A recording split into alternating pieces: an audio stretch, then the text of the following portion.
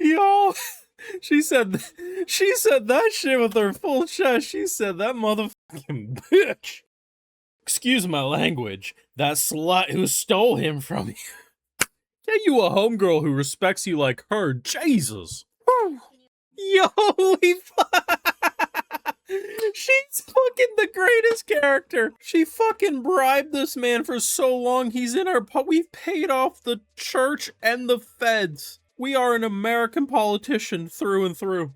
Would you believe me if I told you this cute looking cinnamon roll is actually the most manipulative, exploitive MC of this season? And I mean it. 2 episodes have now dropped of the Livid Lady's Guide to Getting Even, and I am 100% sold. Do me a solid though, make sure you leave a like on this video, show your support, subscribe and ring that bell if you haven't already, and Patreon is where you're going to catch full live reactions to all these episodes. If I see enough demand, maybe we make this a consistent release on YouTube. Either way, I had to get up here today and discuss this MC. The concept of getting revenge, being betrayed by a kingdom, nothing new for anime. Villainess character getting screwed over because some raggedy old bitch decided to steal your man. The whole introduction to her character in the first episode was so great because she truly doesn't give a fuck about her fiance. Not that she hates him, but she's like, hey, I'm ruling a kingdom basically in secret. I'm the reason all this shit goes according to plan. He wants to have a mistress or two, go ahead. It's his right. I'm not in love with the guy. This is all politics, baby. But once you cross the line of screwing her over, humiliating her, casting her aside for said mistress, that's when she decides to say, fuck this kingdom. Every which way, people use her talents, take advantage of her. Even when she was in prison, she still had the same paperwork to rule the kingdom. She decides to say, fuck this shit, I'm out. I'm going to destroy this kingdom. I'm going to go get my revenge. But she doesn't do it by just immediately launching war. She has a magical grimoire that stores any spell she wants. She is a very powerful character.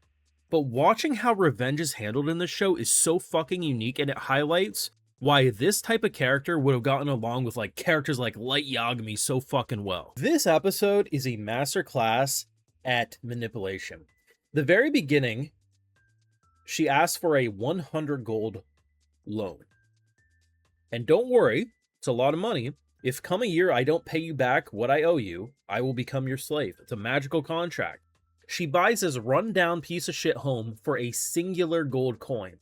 And within 3 days, it's an immaculate building. You could criticize pacing if you want. This is a magical world. I believe she probably did some magical sweeping and, you know, everything ended up happening. Her first step of revenge is to start a business. And what she starts with is soap. She's charging a slight amount more than the soap going for in this world, but it's way better. She's trying to undercut the business of this general area. And the way she sets in motion a multi-month plan to fuck over her entire competition and hold complete ownership over the market is some of the most exploitive shit I've seen, and it is so flawlessly executed. So a gold coin can buy you a rundown house. 5 gold coins as a donation to the church. A world where the church is essentially the law and order of this world. If a priest tells you to pay up, you're gonna pay up. If a priest calls you a witch, you're probably getting burned at the stake. That's my interpretation.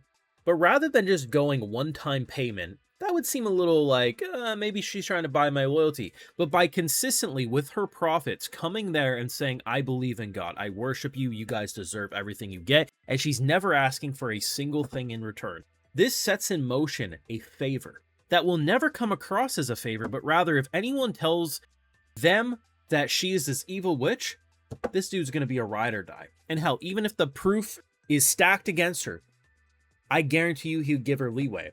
Immediately when I saw this, I saw what she was doing. She was buying loyalty by coming across as a very nice person, just trying to support a father of religion, right?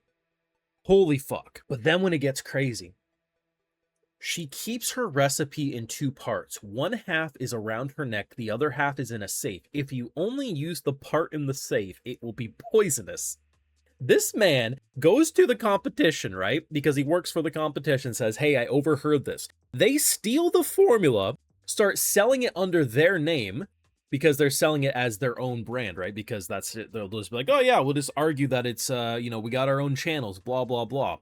The way this whole thing plays out, we have the feds knock on our door. Your soap is poisoning people. What do you mean? We completely cooperative. The way we destroy the entire competition and have complete fucking control over the soap market that rich people are using, mind you. The way this man says, I don't give a fuck. I did steal it. Good luck getting a fucking judge to convict me to pay. Only for this to happen. This man says, don't you dare disrespect her. I order you to give up everything you own to her. The first episode was a great introduction. It was truly a Livid Lady's guide to getting even. But the second episode is what sold me. And I'm sure there'll be some criticism on the pacing. They'll say, hey, it was very fast paced. Hell, we went through a fucking month in a couple seconds, right? But I think they're focusing on all the things I need them to. I've seen a lot of revenge tales. I've seen a lot of Villainess shows at this point, and that's how I'm going to treat the show. It's a Villainess show. It literally functions the exact same way in terms of the introduction. You are engaged to someone comes up who's usually pink hair, fucks you over, you get cast aside, right? It's very much Villainess coded. But it's weird because it almost gives me vibes of stuff like Saving 80k Gold in Another World or Sasuke and Peeps, where you're like building this economic relation, but you're doing it all for revenge.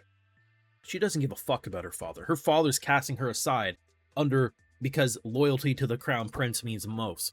She's gonna burn this kingdom down, but not by just lighting things aflame and being an arsonist. No. She's going to regain control slowly but surely by getting all these building blocks in place so that by the time she strikes like a cobra, she is sitting high and mighty in that castle, and she can smile down and give a little mockery to the people that fucked her over, her family included. This show is fucking incredible, and it's going to go heavily slept on. My only hope is that because it's a Monday release, it can gain some viewership among people who might normally sleep on it, because thankfully it doesn't come out between the Wednesday to Sunday release schedule where all the big names and a million other shows air. I'm telling you, Mondays and Tuesdays are going to go heavily slept on, but I think some of the most interesting shows are actually airing. You can let me know if there is a demand for YouTube. Sadly, I didn't get a single fucking request last week to make a video on YouTube. I watched it on Patreon. I fucking loved it. I think this show no one will give a shit about, but I had to at least one time put you on the fucking path of peak revenge. If there is demand, if I see enough likes, if I see enough comments, and I see enough support, we can come back for more episodes.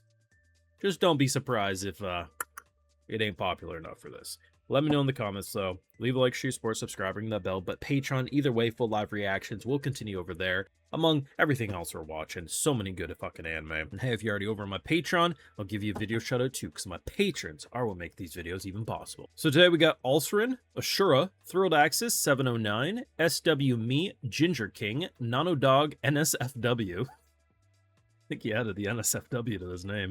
Durhosh, and we also have Franklin Greenway. So I appreciate the support, everyone. Please take care. Y'all have a good one.